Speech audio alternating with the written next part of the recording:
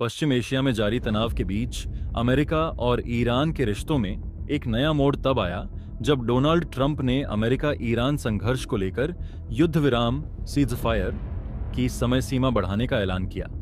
लेकिन इसके साथ ही उन्होंने यह भी स्पष्ट कर दिया कि ईरान पर लागू आर्थिक और रणनीतिक नाकाबंदी फिलहाल जारी रहेगी, जिससे यह संकेत मिलता है कि यह कदम पूरी तरह से शांति स्थापित करने के लिए नहीं, बल्कि दबाव की रणनीति को बनाए रखते हुए बातचीत को आगे बढ़ाने की एक चाल है।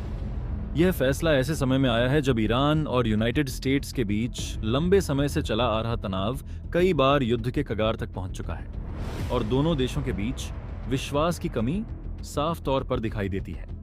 ट्रंप का यह बयान कि सीज फायर तब तक जारी रहेगा जब तक ईरान अपना औपचारिक प्रस्ताव नहीं देता, यह दर्शाता है कि अब गेंद पूरी तरह से ईरान के पाले में डाल दी गई है और दुनिया की नजरें इस बात पर टिकी हैं कि तेहरान किस तरह का प्रस्ताव सामने रखता है।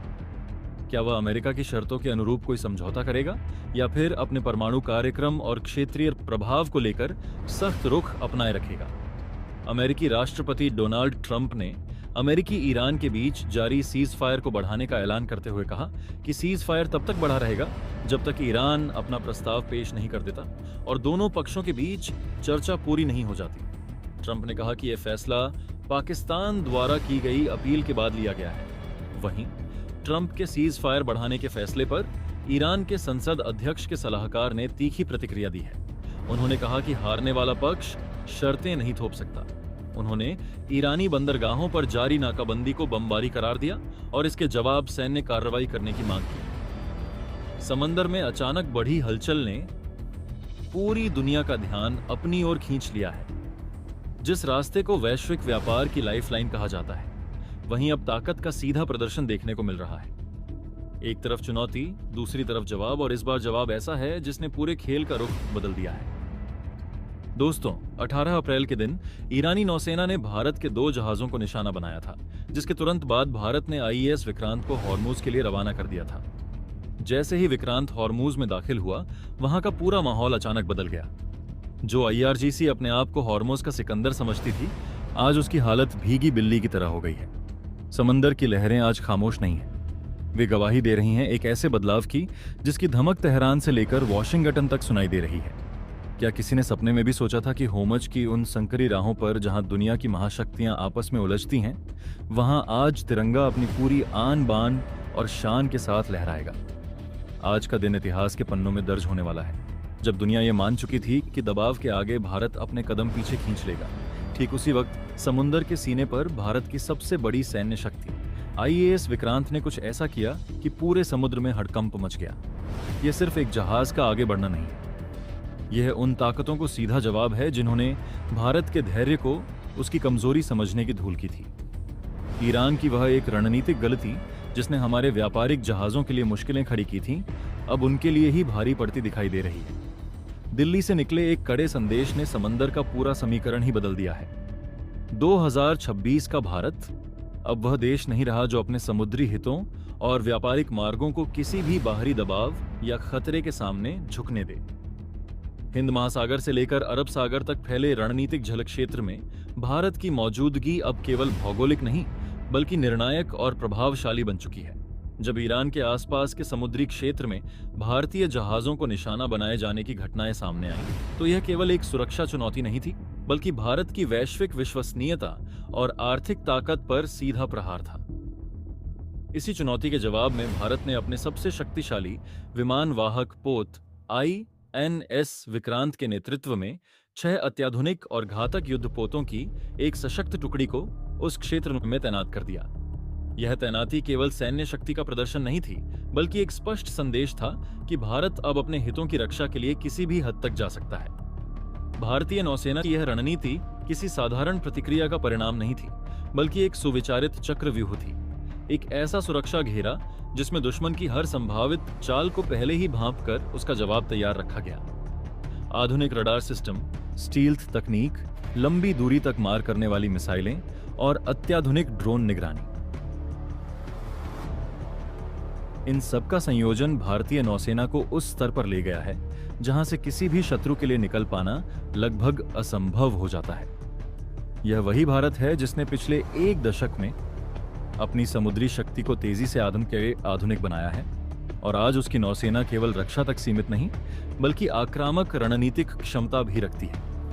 इस पूरे घटनाक्रम का सबसे महत्वपूर्ण पहलू यह है कि यह केवल भारत और ईरान के बीच का मुद्दा नहीं रह गया है।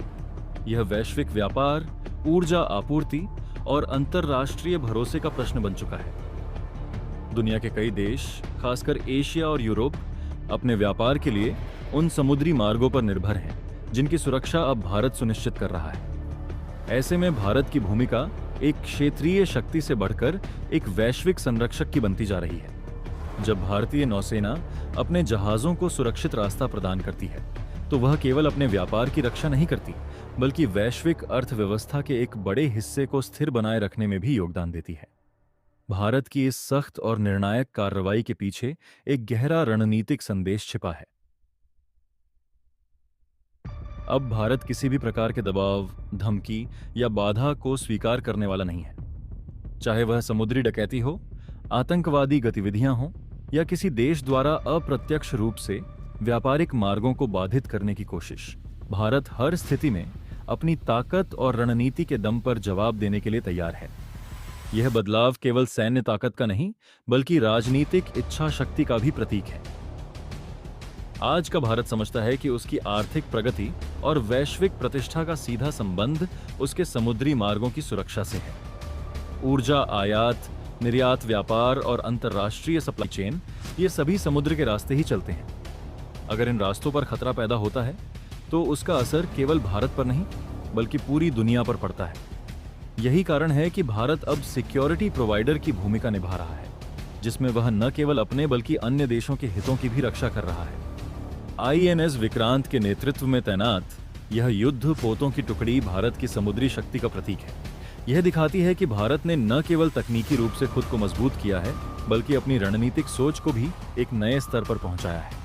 अब भारत केवल प्रतिक्रिया नहीं करता बल्कि पहले से ही संभावित खतरों को पहचानकर उन्हें निष्प्रभावी करने की क्षमता रखता है। इस पूरे परिदृश्य में एक बात स्पष्ट है, भारत अब अपने हितों की रक्षा के लिए किसी के भरोसे नहीं बैठा है।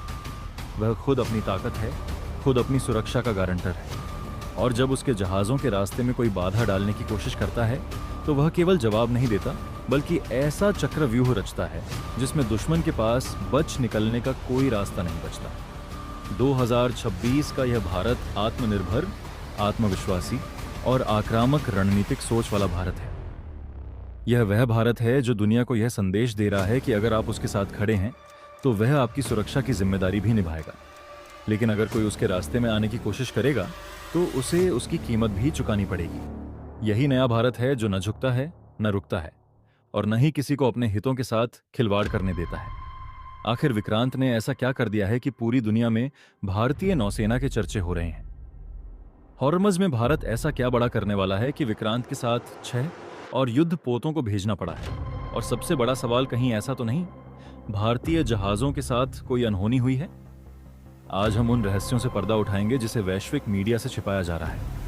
आज हम बात करेंगे उस साहसी पलटवार की जिसने विरोधियों के खेमे में सन्नाटा पसरा दिया है। तैयार हो जाइए एक ऐसे सफर के लिए जहां कूटनीति का अंत होता है और राष्ट्र के स्वाभिमान की रक्षा के लिए संकल्प की शुरुआत होती है। आज होगा उस हर एक रुकावट का हिसाब जो भारत के बढ़ते कदमों को रोकने के लिए खड़ी की गई थी। दोस्तों, भारत की रणनीति को समझने के लिए हमें उस तारीख को याद करना होगा जिसने भारत के सब्र की सीमा को तोड़ दिया। वह तारीख थी 18 अप्रैल। होर्मुज़ की संकरी लहरों पर भारत के 2 विशाल मालवाहक जहाज अपनी मंजिल की ओर बढ़ रहे थे। तभी अचानक ईरानी नौसेना और उनके लड़ाकों ने उन जहाज़ों को घेर लिया। खबर यह है कि उन पर न केवल दबाव बनाया गया बल्कि उनको निशाना भी बनाया गया। यह भारत के तिरंगे का सीधा अपमान था। उन जहाज़ों को अपनी जान और माल बचाने के लिए बीच रास्ते से वापस मुड़ने पर मजबूर होना पड़ा।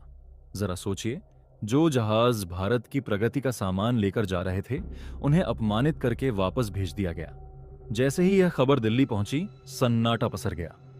यह केवल 2 जहाजों का वापस लौटना नहीं था, यह दुनिया के सामने भारत की साख पर प्रहार था। ईरान ने सोचा था कि इस हमले के बाद भारत डर जाएगा और इस रास्ते से अपने पैर पीछे खींच लेगा, लेकिन यही उनसे वह ऐतिहासिक भूल हो गई जिसे ईरान की सबसे बड़ी गलती कहा जा रहा है। भारत ने इस अपमान को चुपचाप सहन नहीं किया। उसी रात नौसेना के शीर्ष कमांडरों की बैठक हुई और फैसला लिया गया कि अब कूटनीति के साथ साथ शक्ति का प्रदर्शन भी होगा। आदेश मिला आईएएस विक्रांत को हिंद महासागर की गहराइयों से उठती लहरों के बीच जब INS विक्रांत का विशालकाय ढांचा आगे बढ़ता है तो वह सिर्फ एक युद्धपोत नहीं बल्कि भारत की संप्रभुता, आत्मसम्मान और समुद्री शक्ति का जीवंत प्रतीक बन जाता है। इस बार उसका रुख सामान्य गश्त या अभ्यास के लिए नहीं था बल्कि रणनीतिक रूप से अत्यंत संवेदनशील स्ट्रेट ऑफ हॉर्मुज की ओर था। वह क्षेत्र जहां से वैश्विक तेल आपूर्ति की धड़कन गुजरती है और जहां हर छोटी हलचल भी अंतर्राष्ट्रीय राजनीति को झकझोर सकती है। 18 अप्रैल की घटना ने भारत के समुद्री आत्मविश्वास को सीधी चुनौती दी थी और इसी चुनौती का जवाब देने के लिए यह अभियान तैयार किया गया। यह कोई जल्दबाजी में उठाया गया कदम नहीं था बल्कि एक सुनियोजित, बहुस्तरीय और गहराई से सोची गई रणनीतिक प्रतिक्रिया थी जिसका संदेश साफ था। भारत अब केवल प्रतिक्रिया नहीं देता बल्कि अपनी शर्तों पर खेलता है। विक्रांत के पीछे पीछे बढ़ते 6 शक्तिशाली युद्धपोतों का काफिला इस बात का संकेत था कि इंडियन नेवी अब किसी भी स्थिति के लिए पूरी तरह तैयार है। इन जहाजों में तैनात अत्याधुनिक missile system, multi layer air defence और लंबी दूरी तक निगरानी करने वाले रडार सिस्टम न केवल सुरक्षा कवच तैयार कर रहे थे बल्कि एक अदृश्य दीवार भी खड़ी कर रहे थे जिसे पार करना किसी भी विरोधी के लिए लगभग असंभव था। यह सिर्फ ताकत का प्रदर्शन नहीं था बल्कि मनोवैज्ञानिक दबाव बनाने की एक रणनीति भी थी। ऐसा दबाव जो बिना एक भी गोली चलाए विरोधी को पीछे हटने पर मजबूर कर दे। इस पूरे घटनाक्रम के केंद्र में ईरान की भूमिका भी अहम थी, जिसने लंबे समय से इस क्षेत्र में अपनी पकड़ बनाए रखने की कोशिश की है। लेकिन जब विक्रांत अपने पूरे युद्धक समूह के साथ उस क्षेत्र में पहुंचा तो समीकरण बदलने लगे।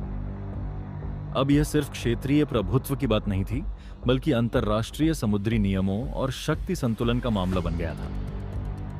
भारत ने यह स्पष्ट कर दिया कि वह किसी भी प्रकार की आक्रामकता या उकसावे को नजरअंदाज नहीं करेगा और अपने जहाजों तथा व्यापारिक मार्गों की सुरक्षा के लिए हर संभव कदम उठाएगा। विक्रांत के डेक पर तैनात लड़ाकू विमानों की गूंजती आवाजें इस पूरे माहौल को और भी अधिक गंभीर बना रही थीं। ये केवल मशीनें नहीं थीं बल्कि भारत की तकनीकी प्रगति और युद्ध क्षमता का प्रमाण थी। हर उड़ान, हर टेक ऑफ एक संदेश था कि भारत अब केवल रक्षा नहीं करता बल्कि जरूरत पड़ने पर निर्णायक कार्रवाई करने की क्षमता भी रखता है। यह वही बदलाव है जिसने पिछले कुछ वर्षों में भारत की सैन्य नीति को नई दिशा दी है, रक्षात्मक सोच से आगे बढ़कर सक्रिय और आक्रामक रणनीति की ओर। इस पूरे अभियान का एक और महत्वपूर्ण पहलू था अंतर्राष्ट्रीय समुदाय को दिया गया संकेत। जब कोई देश इस तरह की सैन्य तैनाती करता है तो वह केवल अपने विरोधी को ही नहीं बल्कि दुनिया भर के सहयोगियों और प्रतिद्वंद्वियों को भी एक संदेश देता है। भारत ने यह दिखाया कि वह वैश्विक समुद्री सुरक्षा में एक जिम्मेदार और सक्षम भागीदार है।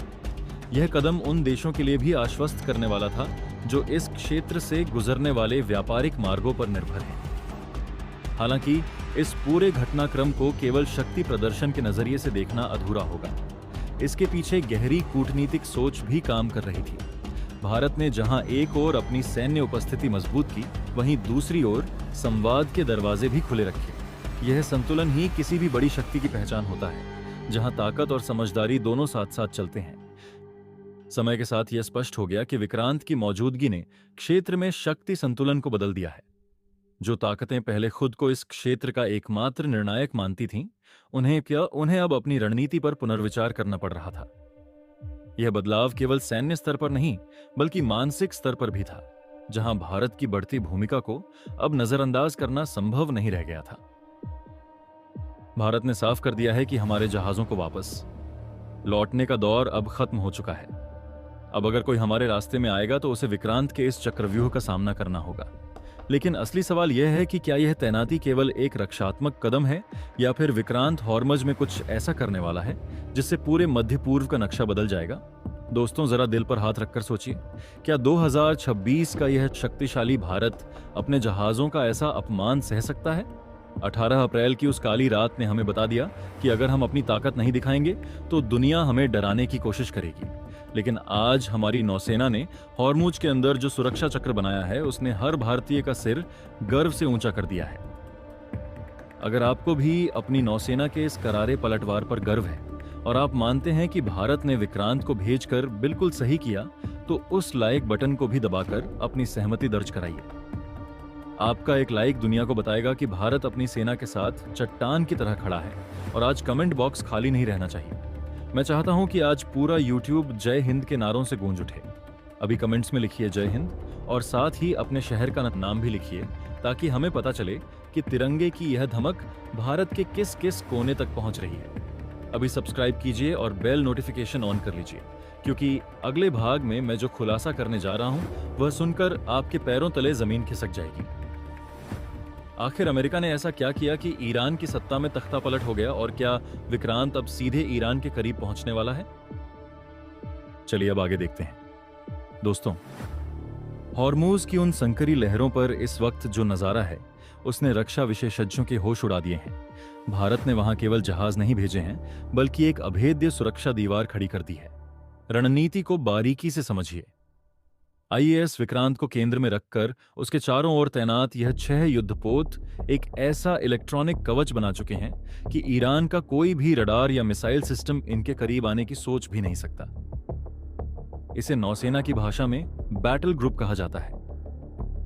लेकिन यह ग्रुप इस बार किसी अभ्यास के लिए नहीं, बल्कि 18 अप्रैल के उस अपमान का हिसाब चुकता करने के लिए उतरा है। इन जहाजों पर तैनात लंबी दूरी की मिसाइलें और सतह से हवा में मार करने वाला सुरक्षा तंत्र अब सीधे उन ठिकानों की निगरानी कर रहा है जहां से ईरानी लड़ाके हमारे व्यापारिक जहाजों को परेशान करते थे।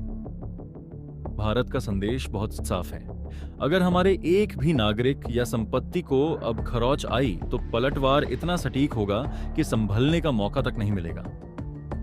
जैसे ही विक्रांत ने हॉर्मूज के द्वार पर अपनी उपस्थिति दर्ज कराई, वैश्विक कूटनीति के गलियारों में सन्नाटा पसर गया। वॉशिंगटन में बैठे अधिकारी हैरान हैं कि भारत ने इतनी तेजी से और इतनी बड़ी सैन्य शक्ति को वहां कैसे तैनात कर दिया।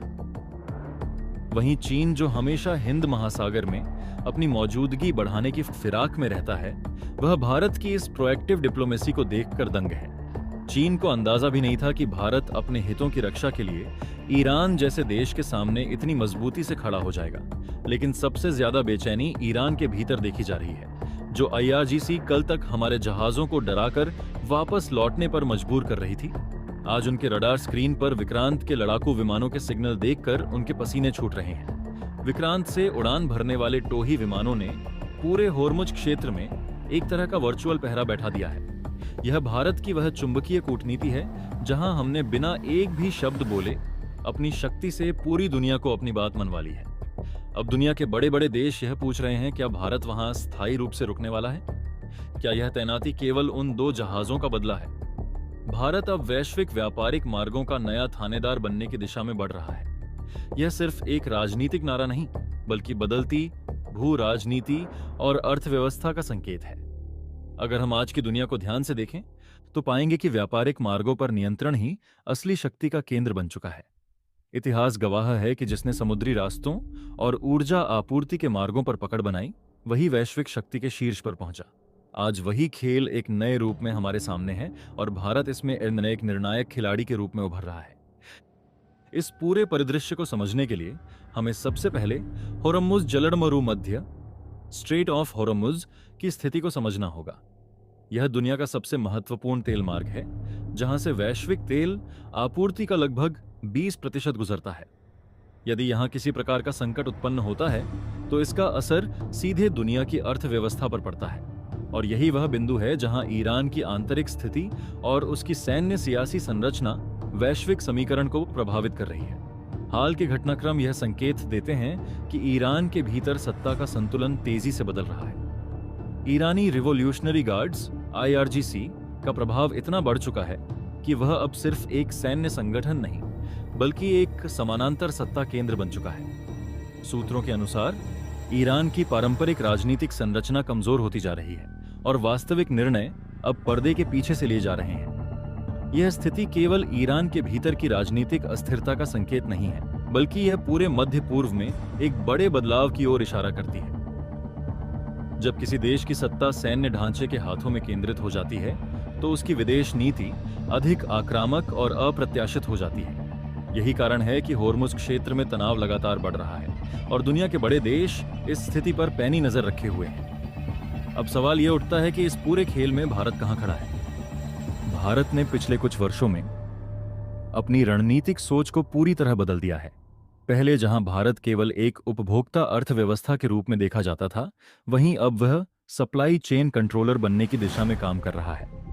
भारत की एक्ट ईस्ट और कनेक्ट सेंट्रल एशिया जैसी नीतियां इस बात का संकेत हैं कि वह केवल व्यापार नहीं, बल्कि व्यापारिक मार्गों के नियंत्रण में भी भूमिका निभाना चाहता है। भारत ने चाबहार पोर्ट के माध्यम से ईरान में अपनी मौजूदगी मजबूत की है।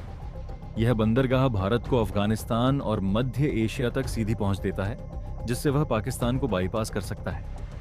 यही नहीं, यह परियोजना भारत को उस क्षेत्र में एक रणनीतिक बढ़त भी देती है, जहां चीन पहले से अपनी बेल्ट एंड रोड इनिशिएटिव के तहत मजबूत पकड़ बना चुका है। चाबहार केवल एक बंदरगाह नहीं, बल्कि एक भू राजनीतिक हथियार है, जिसके जरिए भारत अपने व्यापारिक हितों को सुरक्षित कर सकता है।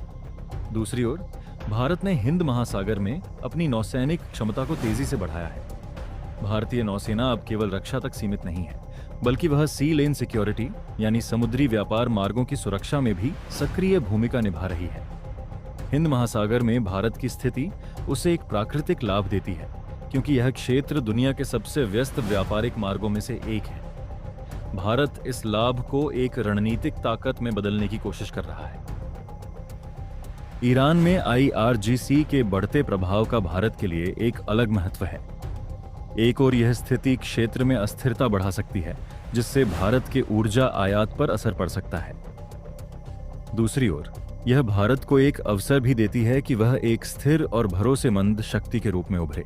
जब दुनिया के अन्य देश किसी क्षेत्र में अस्थिरता से जूझ रहे होते हैं, तब एक स्थिर देश वहां अपने प्रभाव को बढ़ा सकता है। भारत की कूटनीति भी इस दिशा में काफी परिपक्व हो चुकी है। वह एक साथ अमेरिका, रूस, ईरान और खाड़ी देशों के साथ संतुलन बनाकर चल रहा है। यह मल्टी अलाइनमेंट की नीति भारत को एक अनोखी स्थिति में रखती है, जहां वह किसी एक गुट का हिस्सा बने बिना अपने हितों को साध सकता है। यही रणनीति उसे वैश्विक व्यापारिक मार्गों के खेल में एक महत्वपूर्ण खिलाड़ी बनाती है। हालांकि यह रास्ता इतना आसान नहीं है। भारत को कई चुनौतियों का सामना करना पड़ रहा है। चीन की आक्रामक रणनीति, पाकिस्तान के साथ तनाव और मध्य पूर्व की अस्थिरता, ये सभी कारक भारत की योजनाओं को प्रभावित कर सकते हैं। लेकिन भारत ने इन चुनौतियों को अवसर में बदलने की क्षमता दिखाई है। उदाहरण के लिए, जब वैश्विक सप्लाई चेन कोविड-19 के दौरान बाधित हुई, तब भारत ने खुद को एक वैकल्पिक उत्पादन केंद्र के रूप में पेश किया। आज भारत केवल अपने लिए नहीं, बल्कि वैश्विक अर्थव्यवस्था के लिए भी महत्वपूर्ण बनता जा रहा है। उसकी बढ़ती अर्थव्यवस्था, मजबूत सैन्य शक्ति और संतुलित कूटनीति उसे एक ऐसा देश बनाती है जो भविष्य में व्यापारिक मार्गों के नियंत्रण में बड़ी भूमिका निभा सकता है। थानेदार शब्द भले ही प्रतीकात्मक हो, लेकिन इसका अर्थ यह है कि भारत अब केवल एक दर्शक नहीं, बल्कि एक निर्णायक शक्ति बनने की ओर बढ़ रहा है। यह वही कट्टरपंथी संगठन है जिसने 18 अप्रैल को भारत के 2 व्यापारिक जहाजों को निशाना बनाया था। जानकारों का कहना है कि यह प्रहार ईरान की विदेश नीति का हिस्सा नहीं था, बल्कि यह IRGC के उन कमांडरों की मनमानी थी जो भारत जैसे उभरते हुए देश को अपनी ताकत दिखाना चाहते थे। अब ईरान के भीतर कूटनीति की कोई जगह नहीं बची है। वहां केवल बंदूकों और मिसाइलों की भाषा बोली जा रही है। यही कारण है कि भारत ने अपनी रणनीति बदली और विक्रांत को रवाना किया, क्योंकि अब मुकाबला किसी सरकार से नहीं, बल्कि एक बेलगाम सैन्य संगठन से है। लेकिन कहानी यहीं खत्म नहीं होती। जैसे ही IRGC ने भारतीय जहाजों को वापस लौटने पर मजबूर किया, इस आग में अमेरिका ने भी घी डालने का काम कर दिया। इसी तनाव के बीच खबर आई है कि अमेरिकी नौसेना ने जवाबी कार्रवाई करते हुए एक ईरानी जहाज को अपने नियंत्रण में ले लिया है। अमेरिका का दावा है कि यह जहाज अंतर्राष्ट्रीय नियमों का उल्लंघन कर रहा था, लेकिन हकीकत यह है कि अमेरिका अब इस मौके का फायदा उठाकर ईरान को पूरी तरह से अलग थलग करना चाहता है। अब हॉर्मज़ एक ऐसा क्रूत्र बन चुका है जहां एक तरफ अमेरिका की जिद है, दूसरी तरफ IRGC की मनमानी, और इन सब के बीच खड़ा है भारत का IAS विक्रांत। भारत के लिए यह स्थिति बहुत नाजुक है। हमें अपनी ऊर्जा सुरक्षा भी बचानी है, अपने जहाजों का रास्ता भी साफ करना है, और अमेरिका ईरान की इस दुश्मनी में खुद को ढाल बनकर खड़ा भी करना है। जब अमेरिका ने ईरानी जहाज को पकड़ा तो आईआरजीसी ने धमकी दी कि वे हॉर्मोज को पूरी तरह बंद कर देंगे। अगर ऐसा हुआ तो पूरी दुनिया में पेट्रोल डीजल की कीमतें आसमान छूने लगेंगी। लेकिन भारत ने साफ कर दिया है कि वह किसी के दबाव में नहीं आएगा। विक्रांत के साथ भेजे गए 6 युद्धपोतों को साफ निर्देश दिए गए हैं, किसी पर पहले प्रहार नहीं करना। लेकिन अगर भारत के हितों की ओर एक भी गोली चली तो जवाब ऐतिहासिक होना चाहिए। ईरान के भीतर मची इस उथल पुथल ने भारत की चिंता बढ़ा दी है। क्या आईआरजीसी के कमांडरों को यह अंदाजा है कि उन्होंने किस देश से पंगा लिया है? क्या उन्हें पता है कि विक्रांत की यह तैनाती केवल रक्षा के लिए नहीं, बल्कि उस अदृश्य सरकार को सबक सिखाने के लिए है जिसने भारत के स्वाभिमान को चुनौती दी है? दोस्तों, हॉर्मोज की लहरों पर जो आग लगी है उसका धुआं केवल ईरान तक सीमित नहीं है। इस पूरी घेराबंदी के पीछे एक ऐसा ट्रायंगल काम कर रहा है जिसे समझना आपके लिए बहुत जरूरी है। जैसे ही आईआरजीसी ने भारतीय जहाजों को निशाना बनाया और विक्रांत ने हॉर्मूज में प्रवेश किया, इजराइल की ओर से एक बहुत बड़ा बयान सामने आया। इजराइल, जो पहले से ही ईरान के परमाणु कार्यक्रम और उसकी सैन्य गतिविधियों पर नजर गड़ाए बैठा है, उसने भारत के इस कदम का दबे स्वर में समर्थन कर दिया है। सूत्रों की माने तो इजरायली खुफिया एजेंसियों ने भारत को वह गुप्त जानकारी साझा की थी जिससे यह साफ हो गया कि 18 अप्रैल का वह निशाना कोई हादसा नहीं, बल्कि एक बड़ी साजिश का हिस्सा था। इजराइल चाहता है कि भारत इस क्षेत्र में एक स्थायी सुरक्षा दीवार बने ताकि ईरान की मनमानी पर लगाम लग सके। लेकिन यहाँ भारत को बहुत संभल कर चलना है, क्योंकि इजराइल की नजदीकी हमें अरब देशों से दूर कर सकती है। भारत का पलटवार केवल सैन्य नहीं, बल्कि एक बहुत बड़ी कूटनीतिक संतुलन की कला है। लेकिन असली खतरा ईरान से नहीं, बल्कि उस खिलाड़ी से है जो पर्दे के पीछे बैठकर यह सारा तमाशा देख रहा है, वो है चीन। चीन इस वक्त दोहरी चाल चल रहा है। एक तरफ वह ईरान को समर्थन देने का नाटक कर रहा है, तो दूसरी तरफ वह चाहता है कि भारत और ईरान के बीच तनाव इतना बढ़ जाए कि भारत को चाबहार पोर्ट से हाथ धोना पड़े। अगर भारत चाबहार से पीछे हटता है तो चीन के पास ग्वादर पोर्ट के जरिए पूरे क्षेत्र पर कब्जा करने का सुनहरा मौका होगा। चीन की कम्युनिस्ट पार्टी इस समय भारत के उन 6 युद्धपोतों की हर एक हरकत को ट्रैक कर रही है। उन्हें डर है कि अगर भारत ने हॉर्मोज के मुहाने पर अपना बेस मजबूत कर लिया तो हिंद महासागर में चीन की स्ट्रिंग ऑन ऑफ पल्स वाली रणनीति कागजों पर ही रह जाएगी। विक्रांत की मौजूदगी ने न केवल ईरान के इरादों को पस्त किया है, बल्कि बीजिंग के उन रणनीतिकारों के भी पसीने छुड़ा दिए हैं जो समंदर को अपनी जागीर समझते थे। यही वह समय था जब प्रधानमंत्री मोदी ने एक सीक्रेट डायरेक्टिव जारी किया। सूत्रों के अनुसार भारतीय बेड़े को यह साफ कहा गया है कि हमारी प्राथमिकता व्यापारिक रास्तों को सुरक्षित करना है, किसी के विवाद का हिस्सा बनना नहीं। लेकिन इसका मतलब यह भी नहीं कि हम पीछे हटेंगे। भारत ने वहां एक ऐसा इलेक्ट्रॉनिक जैमर सक्रिय कर दिया है जिससे उस पूरे इलाके में किसी भी संदिग्ध मिसाइल या ड्रोन का कंट्रोल खत्म हो जाएगा। विक्रांत के डेक पर तैनात MiG-29 के अब केवल उड़ान नहीं भर रहे, बल्कि वे पूरे हॉर्मुज क्षेत्र का नया मैप तैयार कर रहे हैं। भारत का यह कड़ा रुख देखकर चीन अब कूटनीतिक रास्ते ढूंढ रहा है ताकि भारत को वहां से हटाया जा सके। लेकिन भारत ने साफ कर दिया है, जब तक हमारे जहाजों की सुरक्षा की 100% गारंटी नहीं मिलती और 18 अप्रैल जैसी घटना का पूरा स्पष्टीकरण नहीं आता, विक्रांत की गर्जना होर्मुज में सुनाई देती रहेगी। दोस्तों, होर्मुज की इन लहरों पर जो कुछ भी आज हो रहा है वह केवल 2 देशों के बीच का तनाव नहीं है। यह इस बात का प्रमाण है कि 2026 का भारत अब अपनी सुरक्षा के लिए किसी और के आश्वासन का इंतजार नहीं करता। 18 अप्रैल की उस घटना ने हमें एक सबक दिया कि शांति केवल बातों से नहीं, बल्कि शक्ति के संतुलन से आती है। आज जब विक्रांत के साथ हमारे 6 युद्धपोत उस संक रास्ते पर पहरा दे रहे हैं, तो यह दुनिया को संदेश है कि भारत के बढ़ते कदमों को रोकने की कोशिश अब बहुत महंगी पड़ेगी। ईरान की वह आंतरिक उथल-पुथल और आईआरजीसी की मनमानी ने भले ही एक अस्थायी संकट खड़ा किया हो, लेकिन भारत ने उसे एक अवसर में बदल दिया है। हमने दिखा दिया है कि हम अपनी ऊर्जा, सुरक्षा, अपने व्यापारिक हितों और सबसे बढ़कर अपने नागरिकों के स्वाभिमान की रक्षा के लिए किसी भी हद तक जा सकते हैं। यह न्यू इंडिया की वह धमक है जिससे आज दोस्त और दुश्मन दोनों वाकिफ हैं।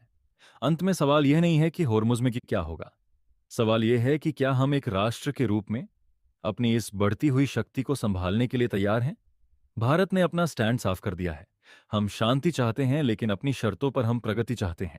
लेकिन बिना किसी डर के, और जब तक विक्रांत और हमारी नौसेना के जांबाज वहां तैनात हैं, हर भारतीय गर्व से कह सकता है कि हमारे समंदर और हमारे सपने दोनों सुरक्षित हैं।